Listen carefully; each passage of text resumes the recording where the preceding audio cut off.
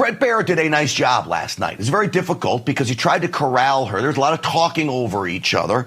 But one of the first questions was an important one. The country says that we are not on the right track. That's what people say.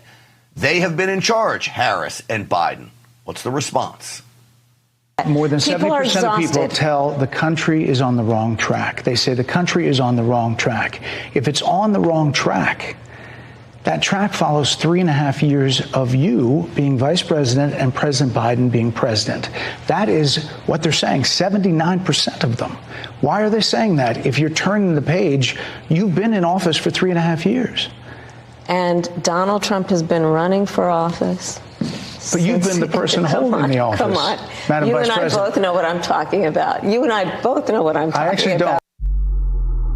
I'll tell you what, I don't know what she's talking about either. I will tell you what she talked about a lot was Donald Trump. Every single response to every single question was, but Donald Trump, Donald Trump, Donald Trump, Donald Trump. Quite frankly, it made her look very weak. You compare that to Donald Trump when he goes and sits down for even contentious interviews. It's not about Kamala Harris and Joe Biden. It's about what he's going to do to move the country forward. So, of course, one of the biggest mistakes, well, we don't know if it's a mistake. We probably think of them opening the borders is by design. But one of the biggest debacles, we'll put it that way, by the Biden administration, along with Kamala Harris, was opening up the border. Bret Baier forced her to talk about immigration. I believe the Biden-Harris administration open border policies are responsible for the death of my daughter. That's the early days. So do you owe them an apology is what I'm saying. I will tell you that I am so sorry for her loss. I'm so sorry for her loss. Sincerely. But let's talk about what is happening right now with an individual who does not want to participate in solutions. Let's talk about that as well. But do you want to answer in all fairness, I told you, I feel awful for what she and her family have experienced. But she doesn't answer the question, and she doesn't apologize. The blood is on her hands. Americans know this, by and large. Democrats know this. So she didn't do anything to rest us at ease that would say, you know what, I'm going to backtrack on some of these policies. Why didn't she just lay it on Joe Biden? Why didn't she just lie and say, you know what, I was in the Oval Office, and I was telling him not to do away with Remain in Mexico, and he did it anyway. I mean, you hung him out to dry for the presidency. Why not hung him out to dry right now? But they're too dumb to run a campaign like this, so instead she looks like a total idiot. Here she is dodging more questions on immigration.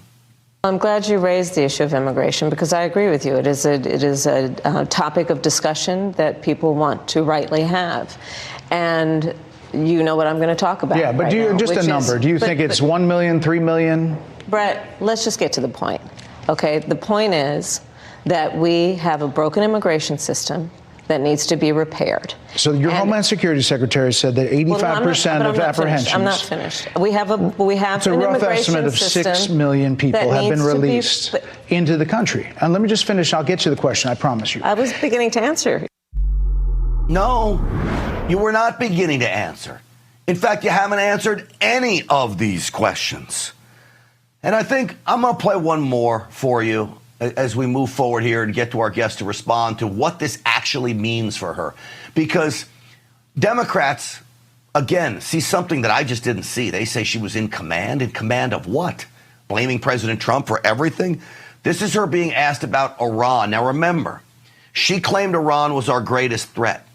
Now, China has nuclear weapons, okay? China has one of the largest economies in the world, if not the second largest to the United States. China is waging war against the United States and our intellectual property and spying on us and buying us farmland and taking control of our critical infrastructure in this country. Yet she says Iran is our biggest threat, a two-bit country in the middle of nowhere that, at least as far as we know, doesn't have nuclear weapons yet. This is her response about Iran being our greatest threat, not China.